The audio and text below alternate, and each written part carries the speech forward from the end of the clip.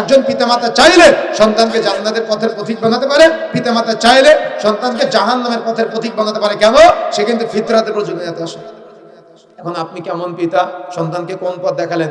জান্নাতের পথ দেখালেন নাকি জাহান্নামের পথ দেখালেন? আমি দেখেছি আপনার সন্তানের জন্য বোনের জমি ফাঁকি দিয়ে সন্তানের জন্য রেখে যেতে, আমি দেখেছি চুরি করে সন্তানের জন্য সম্পদ রেখে যেতে, কিন্তু আমি কখনো এটা আপনাকে দেখি নাই যে আপনি আপনার ওই সন্তানকে নসিহা করতেছেন। আমি দেখেছি সন্তানকে বেনামাজি বানাতে, আমি দেখেছি সন্তানের সামনে আপনাকে সিনেমা দেখতে, আমি দেখেছি সন্তানের সামনে আপনাকে মিথ্যা বলতে, আমি দেখেছি সন্তানের সামনে আপনাকে একটা গাড়ি আছে আর একটা গাড়ি লাগবে এই পরিকল্পনা করতে, 1 বিঘা জমি আছে আর 1 বিঘা জমি লাগবে এই পরিকল্পনা করতে।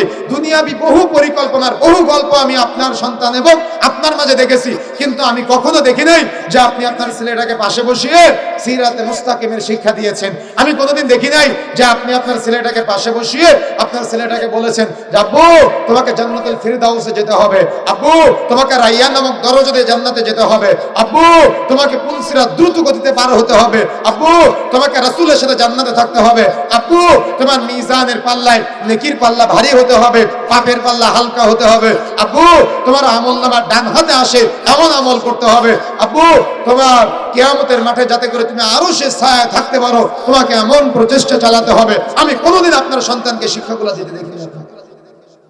ব্যর্থ বাবা আপনি, ব্যর্থ বাবা আপনি। আমি বলে যাচ্ছি আপনি ব্যর্থ বাবা। কোনোদিন আমি আপনার মাঝে দেখি নাই যে আপনি আপনার সন্তানকে এই বিদ্যাগুলা শিখিয়েছেন, কিন্তু আপনি আপনার সন্তানকে ঠিকই সিনেমা দেখা শিখিয়েছেন। আপনার ছেলে আপনার সামনে কানে হেডফোন লাগায় গান শুনে আর আপনি কাপুরুষ বাবা দাঁড়ায় থাকেন। আপনার ছেলে হেডফোন লাগিয়ে তো আর ওয়াজ শুনে না। কথা কি বুঝতে পেরেছেন?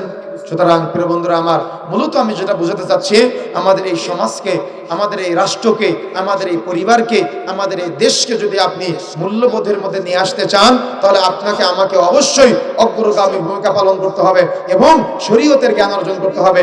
আমি বারবার বলছি একটা কথা, আপনার ছেলেকে দুনিয়াবি যে শিক্ষাই দেন না কেন আপনি দেন, তবে আগে থেকে শরীয়তের জ্ঞান দিতে হবে। আমি দেখেছি আপনার সন্তানকে চুরি করা শিখাতে, কিভাবে ওজনে বা পরিমাপে কম দেওয়া যায় কিভাবে, এটা শিখাতে দেখেছি, কিন্তু আমি কখনো আপনার ছেলেকে এটা শিখাতে দেখি নাই যে আব্বু তুমি কখনো ওজনে কম দিও না, পরিমাপে কম দিও না। এটা আপনি আপনার ছেলেকে শিখান নাই। আমি দেখেছি আপনি আপনার সন্তানের দাড়ি কেটে দিয়েছেন আর আপনার সন্তান আপনার দাড়ি কেটে দিয়েছে, কিন্তু আমি কখনো দেখি নাই যে আপনি আপনার ছেলেটাকে বলেছেন আব্বু পৃথিবীতে দুনিয়াতে পিতামাতা সন্তান সন্তানাদি যা কিছু আছে সবকিছু চাইতে রাসূলকে বেশি ভালোবাসতে হবে, তুমি তোমার দাড়িগুলোকে ছেড়ে দিবা। কেন?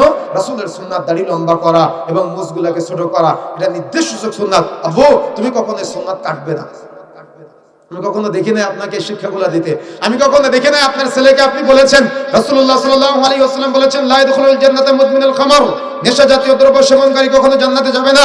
রাসূলুল্লাহ সাল্লাল্লাহু আলাইহি ওয়াসাল্লাম বলেছেন সালাসাতুন কাদ হারামাল্লাহু আলাইহিমুল জান্নাহ, 3 শ্রেণীর ব্যক্তির উপরে জান্নাত হারাম, তার মধ্যে 1 নম্বরটা হলো মুদমিনুল খামর, যে ব্যক্তি নেশা জাতীয় দ্রব্য সেবন করবে তার জন্য জান্নাত হারাম। আপু তুমি কখন এগুলা সেবন করবে না, এগুলা সেবন করলে তোমার জান্নাত হারাম হয়ে যাবে। আমি দেখি নাই, বরং আমি দেখেছি আপনি আপনার ছেলেকে সিগারেট ধরিয়ে দিয়েছেন আর আপনার ছেলে আপনার সিগারেট ধরিয়ে দিয়েছে। কথা বুঝেন না মনে হয়? কথা বুঝতে পেরেছেন? যখন